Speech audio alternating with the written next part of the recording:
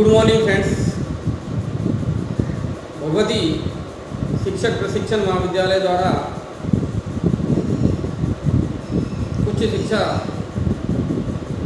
विभाग के निर्देशानुसार ऑनलाइन क्लासेज में आपका हार्दिक स्वागत है। मैं विजयराज त्रिवेदी आपके उज्जवल भविष्य की कामना करते हुए पेडागोजी सब्जेक्ट पर मैंने वीडियोज बनाना आरंभ किया है और आशा ही नहीं पूर्ण विश्वास करता हूँ कि आप इसका पूर्ण लाभ उठाएंगे। जैसा आपको विदित है कि आज ही उच्च शिक्षा विभाग द्वारा निर्देश दिए गए हैं कि अंतिम कक्षाओं के फाइनल कक्षाओं की एग्ज़ाम अगस्त के महीने तक आयोजित की जानी है। उसी संदर्भ में बीएससी बीएड 4th ईयर की जो पेडागोजी सब्जेक्ट है, एक ही पेडागोजी सब्जेक्ट है उनके इस बार, तो जिनके मैथमेटिक्स सब्जेक्ट है उनके लिए गणित शिक्षण की क्लासेज में आरंभ करने जा रहा हूँ। आशा ही नहीं पूर्ण विश्वास है आप इन वीडियोज़ का लाभ उठा करके आप अपनी परीक्षा की तैयारी अच्छी तरह से कर पाएंगे। तो आरंभ करते हैं पेडागोजी सब्जेक्ट मैथमेटिक्स। और इस मैथ टीचिंग का जो पहला टॉपिक बनता है वो यही बनता है कि गणित का इतिहास क्या रहा होगा, या हमारे देश में या पूरे विश्व में गणित कब से पढ़ाई जा रही है। तो एक प्रश्न बनता है, मैं उसका दोहरान आपके सामने कर देता हूँ कि describe the historical background of the mathematics. गणित का ऐतिहासिक विकासक्रम या ऐतिहासिक पृष्ठभूमि का वर्णन कीजिए। इस टॉपिक के बारे में हम आज भी चर्चा करेंगे और कल भी चर्चा करेंगे, ठीक है। तो सबसे पहले हम गणित के जब इतिहास की बात करते हैं तो गणित का जो आरंभ है वो ऋग्वेद से माना गया है। किससे माना गया है?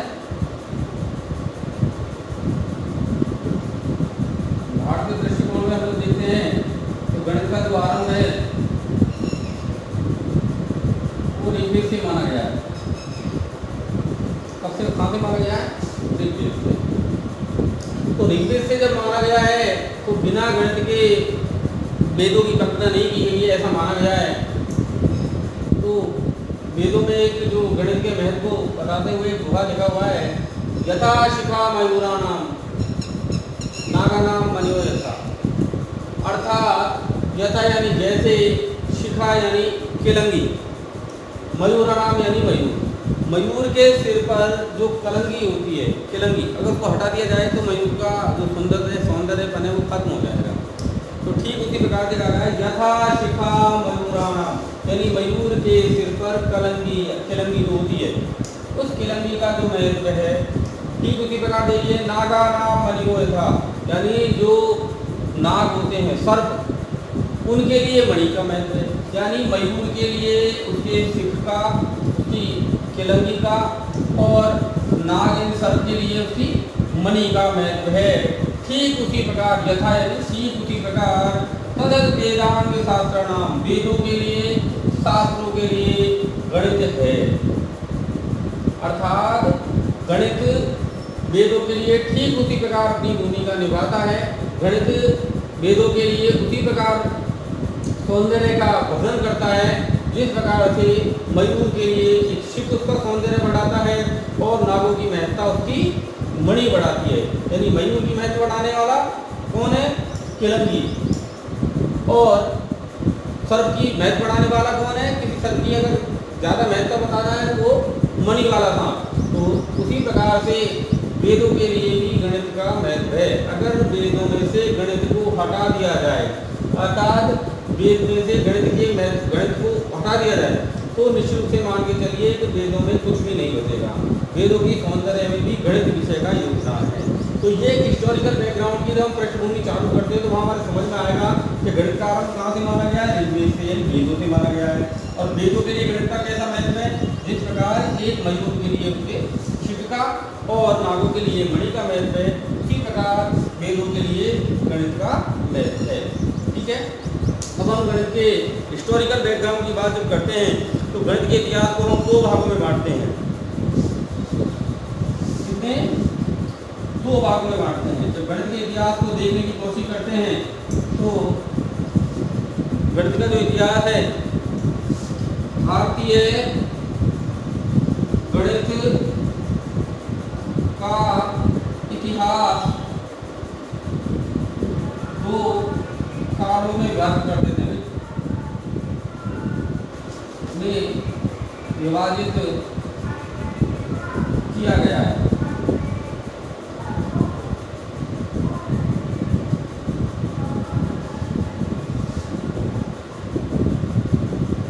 एक तो आदिकाल, इसकी जो समय सीमा रखी गई है 500 ईस्वी पूर्व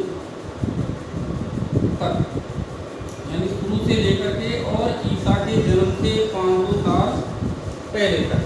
ठीक है ना। और जो दूसरा काल रखा गया है वो पूर्व मध्य काल। इससे पूर्व 500 ईस्वी पूर्व से वर्तमान काल तक।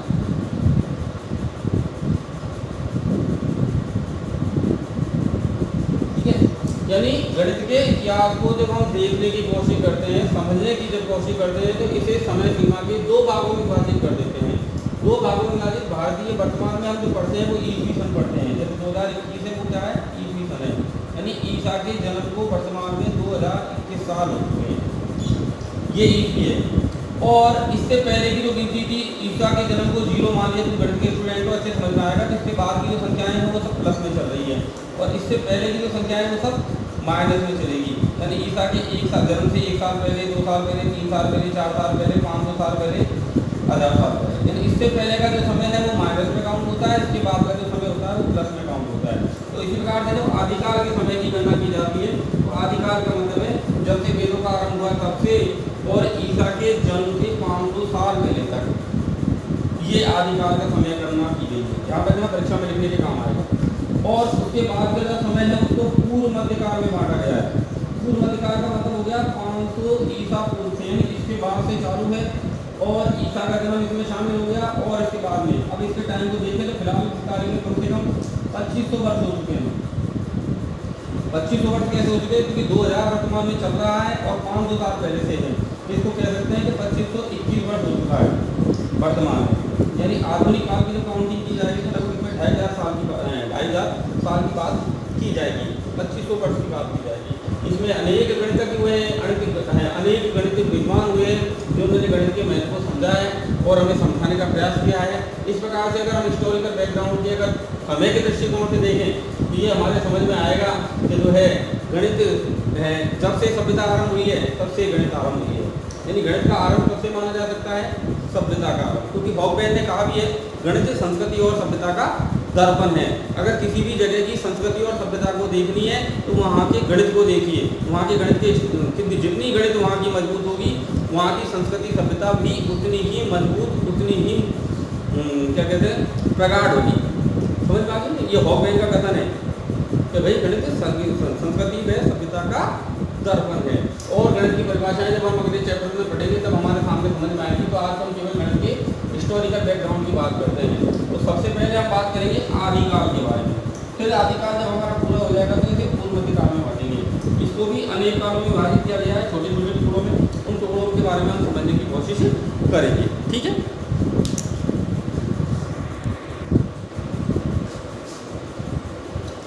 तो आदिकाल जिसके बारे में हम कर रहे थे ये कब से है? प्रारंभ से और 500 ईस्वी पूर्व तक। इस काल को भी दो भागों में बांटा गया है। एक वैदिक काल और एक उत्तर वैदिक काल। वैदिक काल का मतलब है प्रारंभिक वैदिक काल, जब वेदों की शुरुआत की स्थापना हुई उसके बाद, और दूसरा है उत्तर वैदिक काल यानी वैदिक काल का अंतिम चरण, ये कह सकते हैं कि उसके बाद का समय। वैदिक काल आरंभ वो और उसके बाद वाला, उत्तर यानी होता है बाद में, पश्चात, आफ्टर, ठीक है ना। और जो उत्तर वैदिक काल है इसको भी दो भागों में बांटा गया है, पूर्व और वेदांत ज्योतिष काल, और दूसरा है सूर्य प्रज्ञाप्ति काल। ये जो सूर्य प्रज्ञाप्ति काल है इसमें हमारे यहाँ पर अनेक धर्मों की स्थापना हो चुकी थी, जैसे जैन धर्म, बौद्ध धर्म। तो उस समय की गणित की स्थिति के बारे में इसमें बताया जाएगा। कब के बारे में? बौद्ध और जैन, ठीक है ना। तो अभी हम केवल आधा हिस्सा पढ़ रहे हैं, मैंने भी आपको इससे पहले समझा दिया था, दोबारा वीडियो को रिवाइंड करके देख लें आप। गणित के ऐतिहासिक काल को हम दो भागों में बांटते हैं, पहला है आदिकाल और दूसरा है पूर्व मध्यकाल। और वर्तमान में हम आज बात कर रहे हैं वो केवल आदिकाल के बारे में बात करेंगे, और कल के वीडियो में हम पूर्व मध्यकाल के बारे में बात करेंगे, ध्यान रखना ये बात करिए। तो आज आप आदिकाल के बारे में पढ़ें, और आदिकाल में भी है वैदिक काल पहला।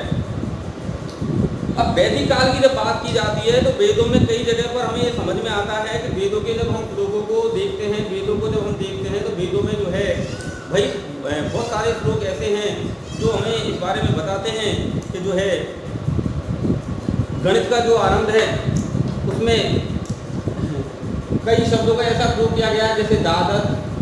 अब द्वादश का मतलब हो गया, यहाँ पर हमारे समझ में आ जाएगा 12 त्रीणी अर्थात 300, है ना, और त्रिशत, इस तरह के शब्दों का प्रयोग किया गया है। तो इससे हमारे समझ में आएगा कि हम उस समय पर हमारे यहाँ पर जो है सैकड़े का अनुमान हो चुका था, यानी उस समय पर संख्याओं का पूर्ण विकास हो चुका था, ठीक है।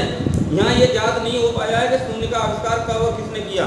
वैदिक काल में होता तो था, जब 300 का प्रयोग हो रहा है, 1200 का प्रयोग हो रहा है, लेकिन अगर हम उसे माने तो वैदिक काल में क्या शून्य का प्रयोग होता था या नहीं होता था। इसको हम आधार देखें तो वेदों को ही देखा जाएगा। जब वेदों को हम देखेंगे तो हमारी एक बात समझ में आएगी कि वहाँ पर कई सारे शब्द हैं, द्वादश, त्रीणी, त्रिशत, तो इस तरह के जो शब्द हैं उनको जब देखेंगे तो समझ में आएगा कि 300, तो इसका मतलब है वहाँ पर जीरो का आविष्कार हो चुका था। लेकिन कब हुआ, किसने किया, इसके बारे में कोई ऐतिहासिक प्रखंड मौजूद नहीं है। ये हमारे पास आर्यभट्ट का ही मौजूद है कि आर्यभट्ट ने जीरो का आविष्कार किया। क्या उससे पहले भारत में भारतीय दृष्टिकोण में वेदों के समय पर जीरो का आविष्कार हो चुका था, शून्य का आविष्कार हो चुका था। एक बड़ा ऐतिहासिक साक्ष्य के अभाव में कहना असंभव सा कार्य है, क्योंकि अभी आप लोगों ने बड़ा अच्छा सा जोक सुना होगा कि भाई आविष्कार किसने किया था जीरो का? आर्यभट्ट ने किया था। क्या आर्यभट्ट ने जीरो का आविष्कार किया तो फिर रावण के 10 सिर कहाँ से आ गए? इसका मतलब ये हो गया कि 10 का आविष्कार तो रावण के काल में हो चुका था, तो फिर आर्यभट्ट तो उसके बहुत बाद का है। तो ये समझने की कोशिश करें कि अगर भारतीय दृष्टिकोण में देखें तो भारतीय गणित बहुत प्राचीन काल से ही मजबूत रही है। तो हम जब इसे देखते हैं तो इस उत्तर वैदिक काल में जो है कई सारे जो है दशमलव पद्धति का स्थानीय मान भारत में आ चुका था, और यहीं से पश्चिमी देशों में पहुंचा था। इसके बारे में भी इसमें वेदों में अच्छी तरह से लिखा हुआ है ना।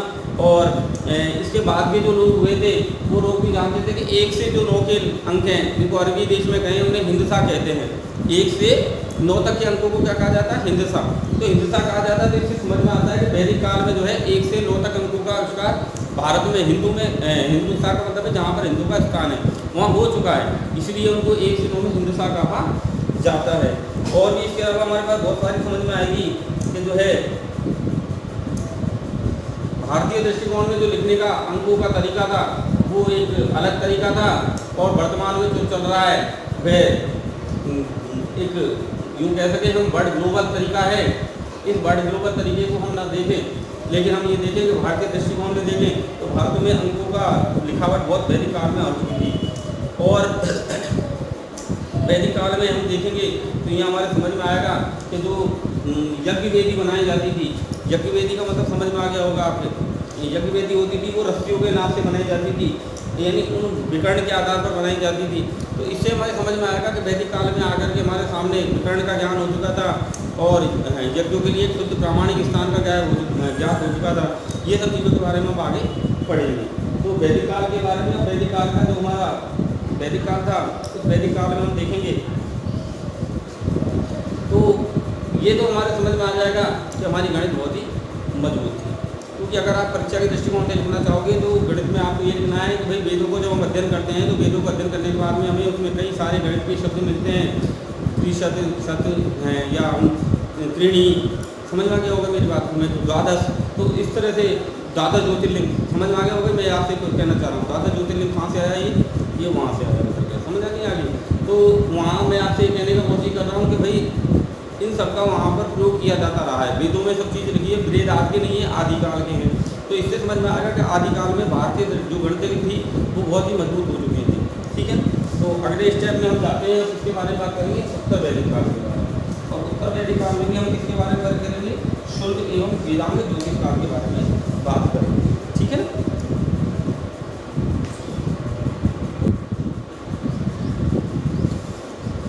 हम उत्तर वैदिक काल की बात कर लेते हैं।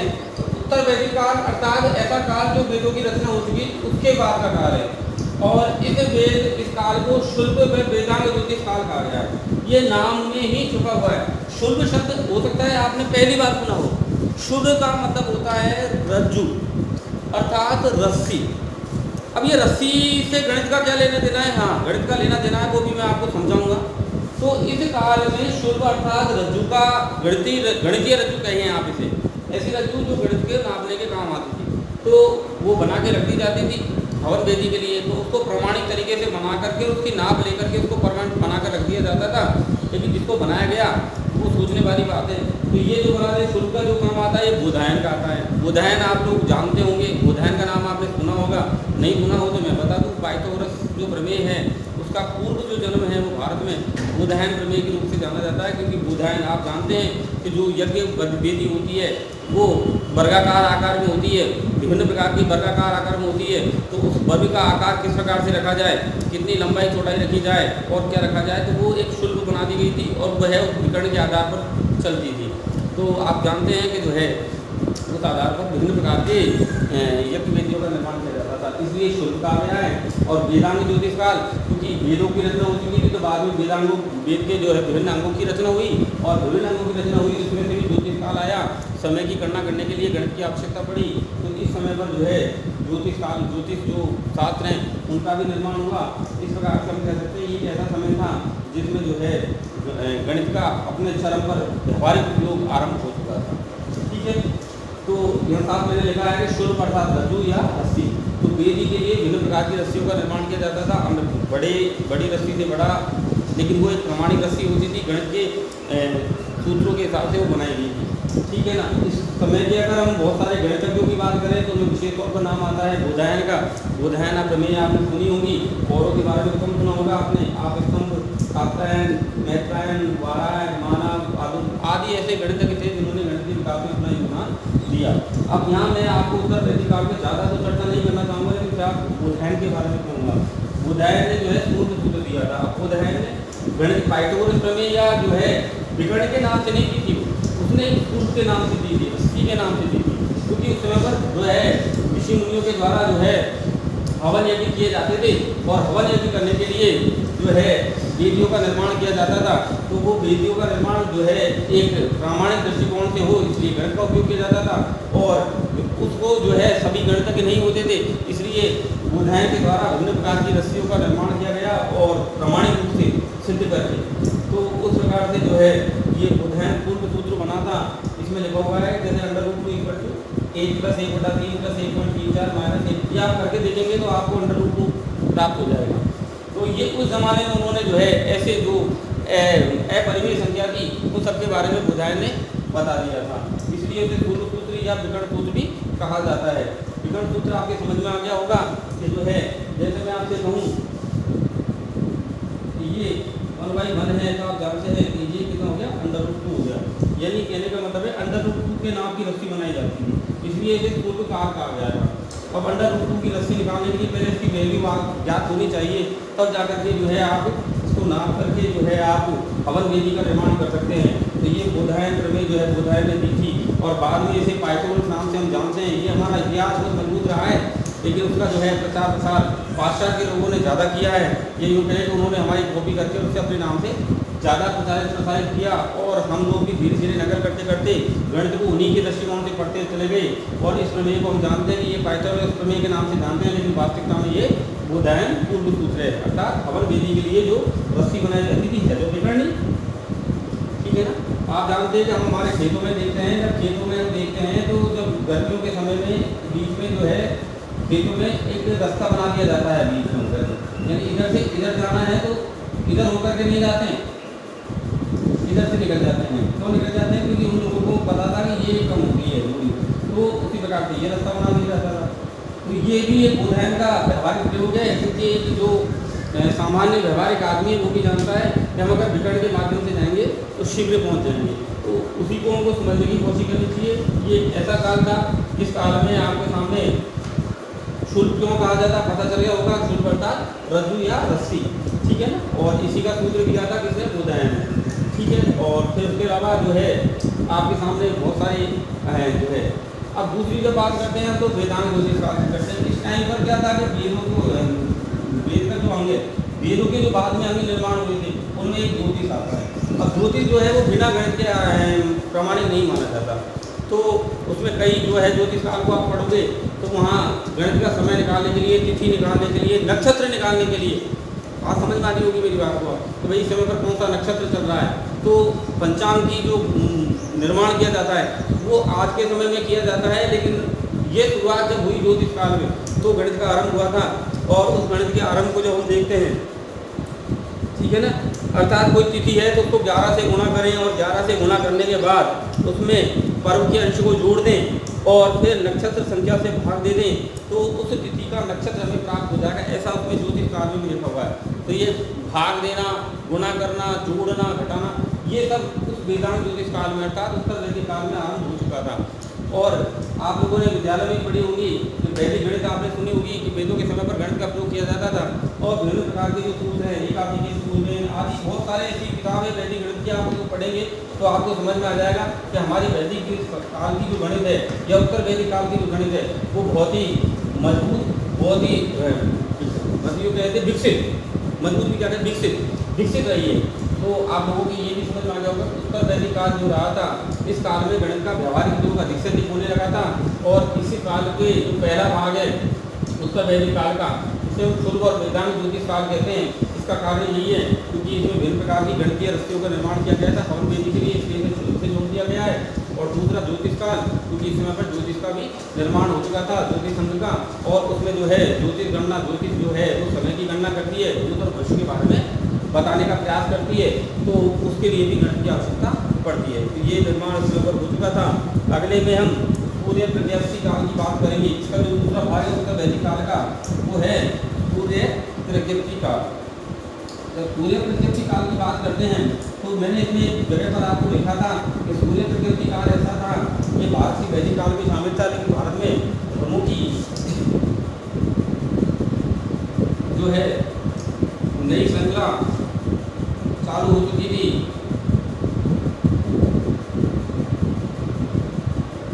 ठीक है ना, जो यदि इस समय पर भारत में जो है बौद्ध और जैन धर्म दोनों का डेवलपमेंट हो चुका था, दोनों ने अपना यहाँ आरंभ कर दिया था, ठीक है ना। तो इसे सूर्य प्रज्ञप्ति और या चंद्र प्रज्ञप्ति काल भी कहा जाता है। क्यों कहा जाता है? क्योंकि जैन धर्म है वो इन्हें प्रज्ञप्ति भी होता उदय, ठीक है।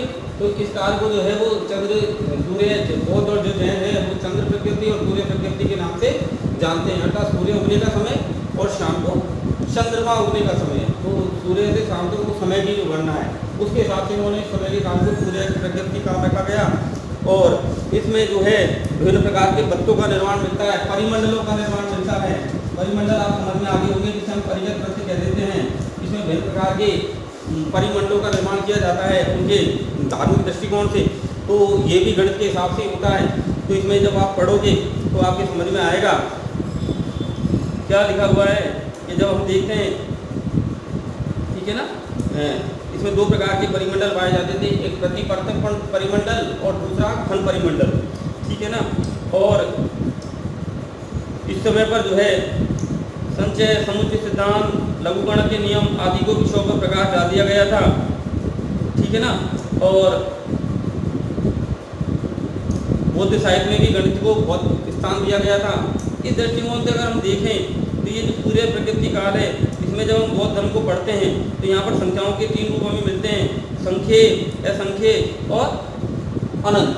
जब बौद्ध काल को हम पढ़ते हैं तो वहाँ संख्याओं के 3 रूप मिलते हैं हमें, संख्य, पहला कौन सा, संख्य, और दूसरा असंख्य। यानी पहला तो वो है वो चीज़ें जो संख्या में जानी जाती है, जिसे हम क्या कहते हैं, मात्रावाचक। दूसरी होती है असंख्य, यानी अर्थात संख्यावाचक पहली तो संख्य, और असंख्य का मतलब मात्रावाचक, और तीसरी होती है अनंत, जिसे काउंटेबल नहीं किया जा सकता, अनगिनत। तो ये 3 रूप हमें संख्याओं के बौद्ध काल में हमें दे दिए गए थे। तो आज के इतिहास में हमने पहला जो भाग पढ़ा था 500 ईसा पूर्व तक हम आ चुके हैं, और इस 500 ईसा पूर्व तक हमने गणित के इतिहास के बारे में पढ़ा था। अब कल के वीडियो में हम दूसरे जो सेकंड पार्ट है 500 ईसा से लेकर के और वर्तमान काल तक हम आएंगे, जिसमें रामानुजन तक हम आकर के पढ़ेंगे, तो हमें समझ में आएगा कि गणित का बहुत ही विकास हो चुका है। तो कल हम इसे हिस्टोरिकल बैकग्राउंड को पूरा कर देंगे, और अंत में जो है मैं आपसे यही कहना चाहूँगा कि आप इसे लिखें या ना लिखें, क्योंकि मैंने की पॉइंट ही लिखे हैं, लेकिन आप इसे समझने का प्रयास करें। ठीक है, धन्यवाद।